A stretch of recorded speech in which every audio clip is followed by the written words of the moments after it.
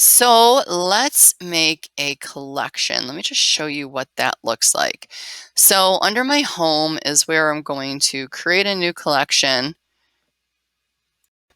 Okay, so I'm going to create a section for computer science resources unplugged. Okay, you could write a description here. So we want to add a cover image. You can choose upload an image or choose from a library. And I'll show you really quickly what that looks like. I like to make my own. I usually typically make it in Canva.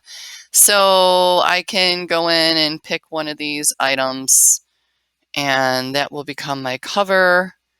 Beautiful. But I'm going to upload my own image that I created.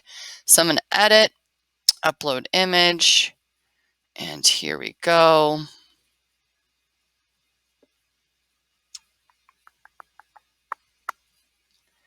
All right, computer science unplugged. Beautiful. So there's a couple more options you could do. You could do the full image, half cover image, or hide the image completely. It's whatever is aesthetically pleasing to you. I usually like to keep the full image. You can also add a background image. You can upload again, or you can choose from library. I'm just going to see if they have anything in teal. There we go. I just really want something relatively simple. I don't want to take away, distract the users. Okay, perfect. Beautiful. Okay, so here we go. Pretty simple, huh? Next, you can add sections in here. Let me get rid of that. You can add sections in here.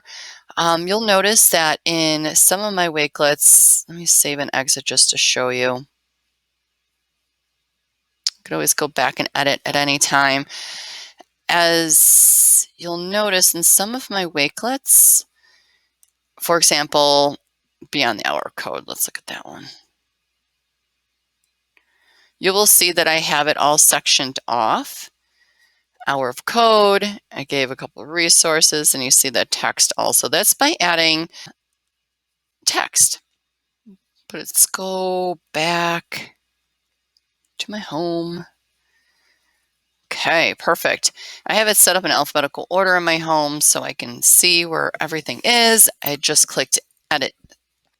Okay, here we go. We're going to add a section. Now we're going to go into text.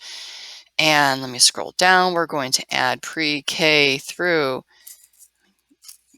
second grade resources. And in here, you could change all of your titles and headings. You can make that a heading one.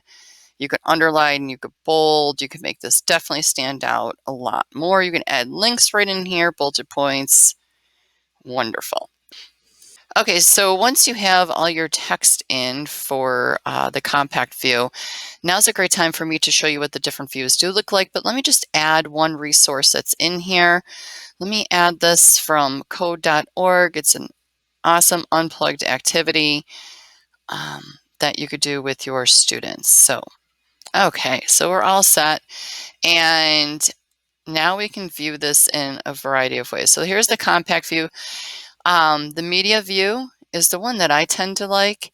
So it gives a little bit more of a tidbit from the website. And at any time you can go in and edit any of this, including the image. You can add your own little blurb for your viewers to see, so on and so forth. So if you didn't notice that difference, let me show you the difference again. Compact view, just a little less blurbage, a little smaller of an icon. Then we go to grid view. And as you see, my text now becomes chunky blocks. Okay, so it just depends on how you want to organize your information. And now they have a visual mood board, which now takes up all of the space, and the layout is more fluid. So at any time you can go in and add those. I personally, it's just, I guess it depends on what I'm showing. I kind of like the media view, so on and so forth. Okay, so say this board was 100% done. I could change it to private. I could change it to public, so on and so forth. Eventually this is going to be public anyways. If you're wondering of enable copy, do you want other Wakelet individuals to copy and make it their own, almost like remixing. So I'll put this as public. You're going to publish and exit. Okay.